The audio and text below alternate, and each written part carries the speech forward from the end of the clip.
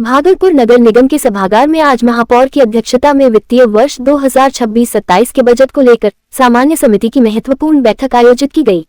बैठक में शहर के विकास, नागरिक सुविधाओं के विस्तार और निगम की वित्तीय स्थिति को मजबूत करने पर चर्चा की गई। प्रस्तावित बजट में जल निकासी व्यवस्था सुधार, सड़कों के सुदृढ़ीकरण और स्ट्रीट लाइट को आधुनिक बनाने के लिए विशेष फंड का प्रावधान किया गया है। वहीं स्वच्छता सर्वेक्षण 2026 को ध्यान में रखते हुए डोर टू डोर कचरा उठाव और ठोस कचरा प्रबंधन के लिए आधुनिक मशीनें खरीदने पर सहमति बनी। इसके अलावा हर वार्ड में पाइपलाइन विस्तार, नए नलकूपों की स्थापना, स्मार्ट सिटी परियोजना के तहत स्मार्ट रोड और पार्कों के सौंदर्यीकरण तथा होल्डिंग टैक्स संग्रह को डिजिटल और पारदर्शी बनाने पर जोर दिया गया। बैठक को संबोधित करते हुए महापौर ने कहा कि यह बजट केवल आंकड़ों का लेखा जोखा नहीं, बल्कि शहर की जनता की आकांक्षाओं का प्रतिबिंब है और निगम का लक्ष्य पारदर्शी व समयबद्ध विकास कार्यों को धरातल पर उतारना है। बैठक में उप महापौर, सशक्त स्थायी समिति के सदस्य, पार्षदगण और निगम के अधिकारी मौजूद रहे। आज का बजट पे हम लोगों ने 619 करोड़ का बजट रखा है इस साल का 26-27 का, और इस 619 करोड़ के बजट में 26 लाख रुपये लाभ का बजट हम लोग सबने मिलकर के इसको पास कराया है। इस बजट में मेन फोकस हम लोगों का साफ सफाई पर है, जो अभी 26-27 में हम लोग 200 करोड़ रुपए का टेंडर किया है साफ सफाई के लिए, तो 4 साल के लिए है।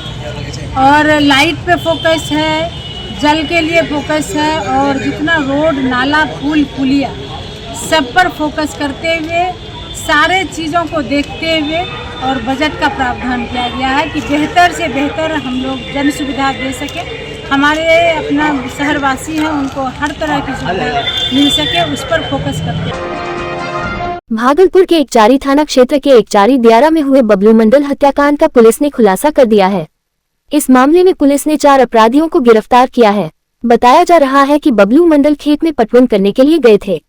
इसी दौरान पहले से घात लगाए अपराधियों ने उन्हें गोली मार दी, जिससे उनकी मौके पर ही मौत हो गई। इस घटना के बाद इलाके में दहशत का माहौल बन गया था। मामले का खुलासा करते हुए भागलपुर के सिटी एसपी शैलेंद्र सिंह ने बताया कि गिरफ्तार आरोपियों से पूछताछ में जमीन बंटवारे को लेकर विवाद की बात सामने आई है। मृतक बबलू मंडल और आरोपी बबलू मंडल के बीच काफी समय से जमीन को लेकर विवाद चल रहा था। इसी रंजिश में आरोपी बबलू मंडल ने अपने साथियों के साथ मिलकर हत्या की साजिश रची और घटना को अंजाम दिया। पुलिस ने इस मामले में मनोज कुमार मंडल, शंभू कुमार, बबलू मंडल और सूरज कुमार को गिरफ्तार किया है। साथ ही पुलिस ने हत्या में इस्तेमाल किए गए 2 मास्केट, 19 जिंदा कारतूस और 8 खोखा भी बरामद किए हैं। एकचारी थाना में घटना हुई थी दिनांक 8/3/2026 को, जिसमें कि एक ये बबलू मंडल थे एकचारी थाना के, इनकी गोली मारकर हत्या कर दी गई थी। तो इस कांड की गंभीरता को देखते हुए इसमें एक स्पेशल टीम का गठन किया गया एसडीपीओ कहलगांव के नेतृत्व में, और इसमें जो एसएचओ एकचारी और ये डीआईओ की टीम भी थी। तो इस टीम ने जो ये टेक्निकल इंटेलिजेंस और ये ह्यूमन इंटेलिजेंस के आधार पर इसमें शामिल जो ये 4 अपराध कर्मियों हैं, इनका ये अरेस्टिंग किया गया था। और इसमें ये सामने आया कि मेन जो इसमें षड्यंत्र मतलब कि रचा गया वो ये बबलू मंडल, ये पिता राजू मंडल हैं, इनके द्वारा अपने 3 दोस्त जो कि मनोज कुमार, शंभू कुमार और ये सूरज कुमार, इन तीनों के साथ मिलकर इनकी हत्या की। और इसके पीछे जो ये कारण था वो इनका जो ये बबलू मंडल के साथ मतलब बटाई का विवाद था। और इस केस में ये 2 मस्केट राइफल और ये 19 जिंदा कारतूस भी इसमें बरामद किए गए और 8 खोखा भी इसमें बरामद किया गया है। भागलपुर में पेयजल व्यवस्था को दुरुस्त करने के लिए लोक स्वास्थ्य अभियंत्रण विभाग की ओर से चलन चापाकल मरम्मती दल को रवाना किया गया। जिला समाहरणालय परिसर से जिलाधिकारी डॉक्टर नवल किशोर चौधरी ने हरी झंडी दिखाकर इन वाहनों को रवाना किया। इस अवसर पर जिलाधिकारी ने बताया कि जिले के 16 प्रखंडों और एक नगर निगम क्षेत्र में खराब पड़े चापाकलों की मरम्मत के लिए इस विशेष दल को भेजा गया है। प्रत्येक वाहन में चापाकल की मरम्मत के लिए जरूरी उपकरण और पर्याप्त पार्ट्स उपलब्ध कराए गए हैं। साथ ही वाहनों में प्रशिक्षित मैकेनिक भी मौजूद रहेंगे, जो मौके पर पहुंचकर खराब चापाकलों की मरम्मत करेंगे। जिलाधिकारी ने बताया कि आम लोगों की सुविधा के लिए एक टोल फ्री नंबर भी जारी किया गया है। इस नंबर पर कॉल कर लोग अपने क्षेत्र में खराब चापाकल की सूचना दे सकते हैं, जिसके बाद मरम्मत दल तुरंत मौके पर पहुंचकर उसे ठीक करेगा। आपको अवगत कराना चाह रहे हैं कि हमारे भागलपुर जिला के सभी 16 प्रखंडों में एवं नगर के लिए अलग से एक वाहन आपको अभी रवाना किया गया है। जिसमें पीएचडी की तरफ से उस पर जितनी सामग्री है, छोटी छोटी सामग्री जो चापाकल रिपेयर के लिए है, उनके मैकेनिक्स है, उनका दल है, वो चलंत दल होगा। और पहले जो हमारे चापाकल खराब है, जो हमारे पास सूचना है, अब उनको ठीक करेंगे। और ऑन डिमांड यदि आम जनता को कहीं भी लगता है कि वहाँ सरकारी चापाकल है जो खराब है, तो उसको ठीक करने का प्रयास करेंगे। नाथनगर थाना क्षेत्र के दोगछी बाईपास मोड़ के आगे एक भीषण सड़क हादसा हो गया। एक अनियंत्रित ट्रक ने दूध से भरे कंटेनर को जोरदार टक्कर मार दी, जिससे कंटेनर पलट गया और चालक की मौके पर ही मौत हो गई। मृतक की पहचान बेगूसराय जिले के फतेहपुर निवासी 26 वर्षीय युवक के रूप में हुई है। बताया जा रहा है कि युवक दूध से भरा कंटेनर लेकर जा रहा था। इसी दौरान पीछे से आ रहे तेज रफ्तार ट्रक ने कंटेनर में जोरदार टक्कर मार दी। टक्कर इतनी जबरदस्त थी कि कंटेनर सड़क पर पलट गया और चालक गंभीर रूप से घायल हो गया। घटना की सूचना मिलते ही नाथनगर थाना की पुलिस मौके पर पहुंची। पुलिस ने स्थानीय लोगों की मदद से घायल चालक को बाहर निकालने की कोशिश की, लेकिन तब तक उसकी मौत हो चुकी थी। हादसे के बाद कुछ देर के लिए सड़क पर अफरा तफरी का माहौल बन गया और यातायात भी प्रभावित हुआ। पुलिस ने दोनों वाहनों को जब्त कर लिया है और शव को कब्जे में लेकर पोस्टमार्टम के लिए भेज दिया है। रिलेशन में कहाँ घर था इनका? उनका घर बेगूसराय पड़ता है। क्या काम करते थे? बेगूसराय में फतेहपुर ये डायरी का गाड़ी चलाते थे। कहाँ से आ रहे थे? ये मुझे जानकारी मुझे नहीं है। हम मुझे भी इनका दमाद नहीं, मेरा दामाद लगते हैं।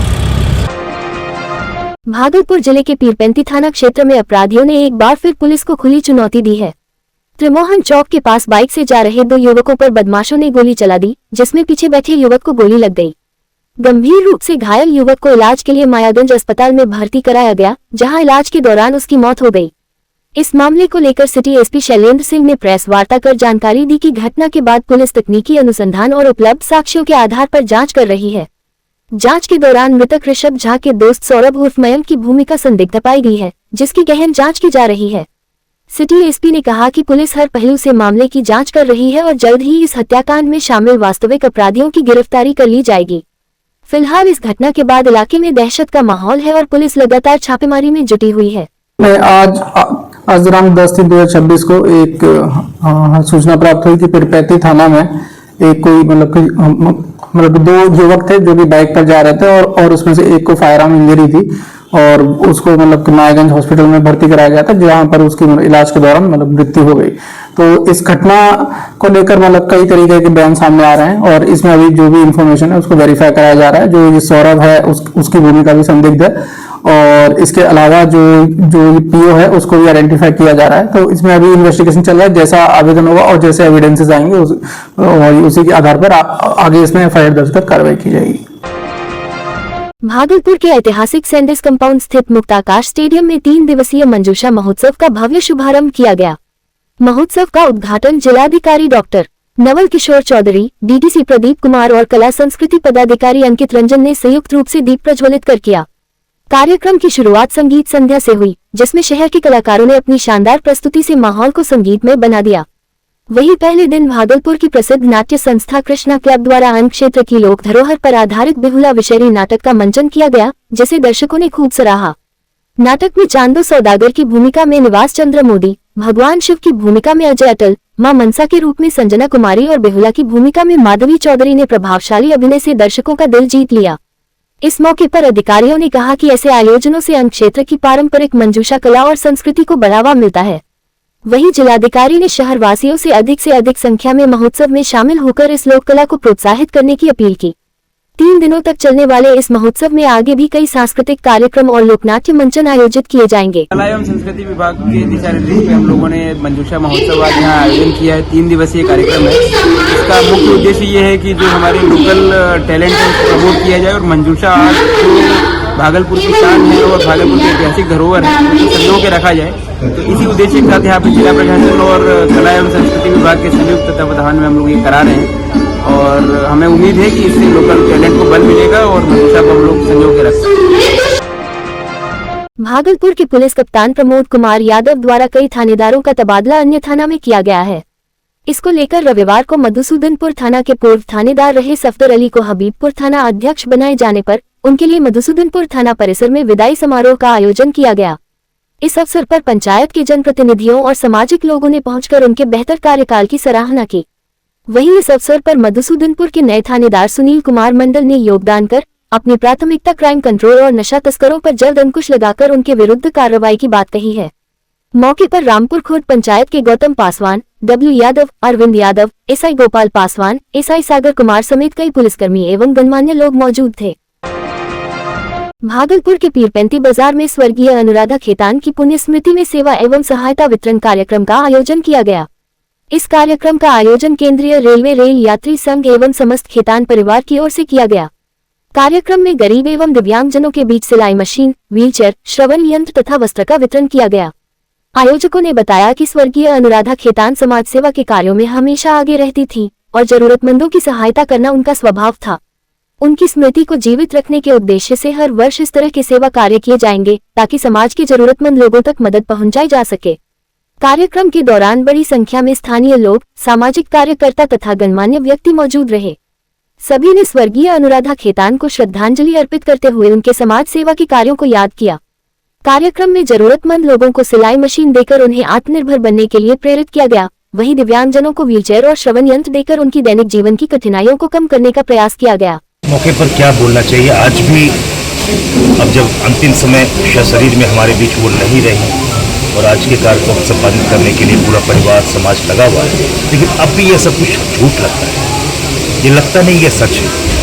और हमारे बीच से, हमारे शहरवासियों के बीच से, समाज से जिस स्थिति में वो हम लोग के बीच रही थी, जिस तरह से हम लोगों ने उनको पिछले 25 साल 30 साल से शहर में समाज में काम करते देखा, विष्णु जी के साथ हम छाया बन के चलती थी, शहर के हर कार्यक्रम में आगे बढ़ के रहती थी, कभी लगता ही नहीं कि वो आज हमारे बीच में नहीं है। विष्णु खेतान जी इस मौके पर कर रहे हैं, ये सब कुछ वो करते रहे हैं, ये आज दिखाने के लिए सारी चीज़ें नहीं है। मैं बता रहा हूँ कि मैं 20-25 साल से, चूंकि आप हम सभी लोग जुड़े हुए हैं, जितने पत्रकार मित्र उनसे नज़दीक होने का कारण सिर्फ काम नहीं था, बल्कि उनका व्यवहार था, उनकी कुशलता थी। आज जिस कार्य को वो करते हुए दिख रहे हैं, ट्राइसाइकिल को देना और ऐसी व्यवस्थाएं देना, पुलिस के बीच जाके स्पीकर को देना, पूरे देश में घूम घूम के इन लोगों ने किया है। ये कोई बड़प्पन का काम नहीं, हमको लगता है ये बहुत छोटा काम है।